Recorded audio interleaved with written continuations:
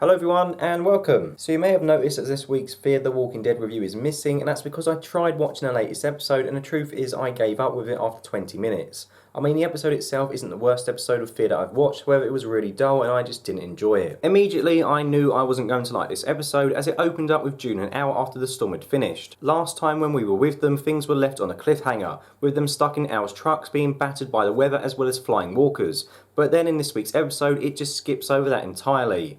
So yeah, that whole storm thing, don't worry about it, just pretend it never happened. I don't know why those associated with Fear put so much emphasis into marketing the storm for the second half of this season when they haven't really done anything significant with it. I mean, all the storm has really done has just separate the group again. That's it, that's literally its only purpose for existing, just to force everyone off into different directions and drag out the storyline as long as possible. What a complete waste of time. As much as I dislike the narrative choices of late, that wasn't why I gave up this episode 20 minutes into it. Now the reason why I turned it off is because I came to the realisation that I just do not care about any of the characters who are currently left on the show, and when that's the case, what really is the point of even watching anymore? From what I saw of Week, there were many examples of the writers putting Fear's cast in danger, with them trying to evoke a reaction from the audience. Unfortunately, these situations didn't do anything for me. Al was sick and desperately needed medicine. I should have felt worried for her, but I didn't care. As a person, I barely know her. If she dies, she dies. I didn't feel on edge or nervy due to the fact that her character is hardly featured, and when she has, she just spends most of her time behind her camera anyway,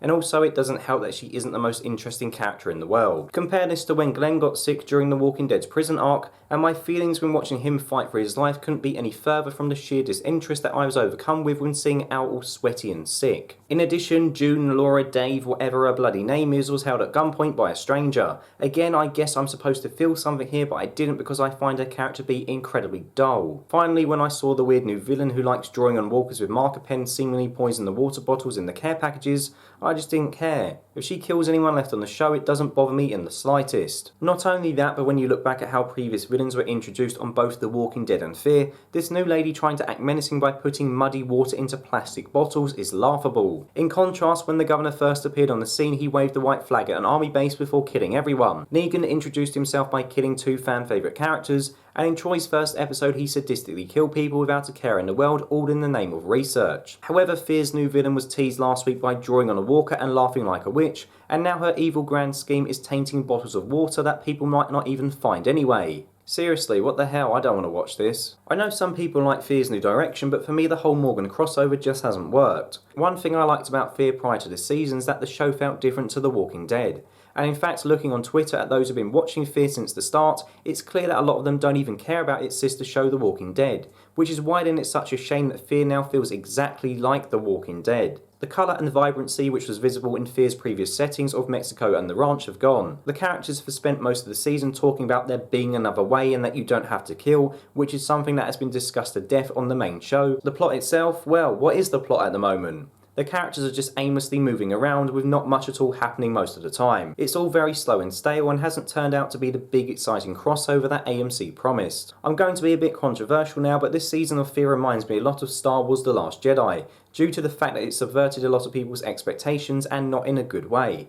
Now I know that some people love Star Wars Episode 8, but for the record I thought it was pretty bad, but that's not something I really want to go into too much detail on this video. And yes, I'm aware I'm wearing a Star Wars t-shirt, but that doesn't mean I have to like every film in the franchise. Anyway, I'm sure that most of you were exposed to the promotional posters of Fear before the start of the season. You know, the one with Madison at the front with Morgan standing behind her. Based on this poster, the majority of us assumed that the two of them would spend most of the season together, with Morgan's goal on the show perhaps being to try and calm down a loose cannon that was Madison. But no, Madison was already a pacifist when we rejoined her, and it turns out all the scenes featuring her character were all set before Morgan arrived anyway, meaning the two never actually met. So this poster, which features Morgan and Madison standing next to one another, was just used as a means to misdirect the audience. Fear's Twitter account also published many tweets pre-season asking the question who would survive the dam explosion at the end of Season 3, giving many the impression that we would actually see what happened after last year's cliffhanger.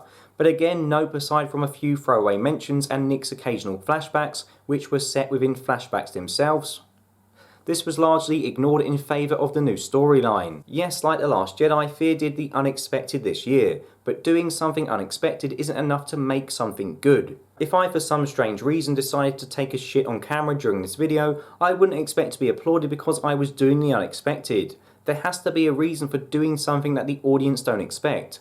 And whilst I can't really criticise Fear for killing off Nick because the actor wanted to leave, the rest of the decisions taken by the creative team I really don't understand. It's clear to me that Morgan was brought over to boost the show's ratings, and there was a viewer spike initially which was to be expected given Fear's season premiere aired the same day as The Walking Dead's finale, but currently the ratings are even worse than last year. To me it was a weird choice to have this crossover event happen this season. Not only because Fear's timeline was a couple of years behind The Walking Dead come the end of Season 3, but also because The Walking Dead's popularity is currently at an all-time low. Perhaps if the crossover had occurred when The Walking Dead was at the peak of its powers, it would have made a substantial long-term difference. But as it stands, I think that most people could see that messing up an entire show to accommodate Morgan wasn't really going to have any kind of long-term positive effect. The thing that really pisses me off is that Fear as a show had the real potential to be something special. I know that some people think that I overstate how good its third season is, but for me it really is up there with The Walking Dead's best seasons.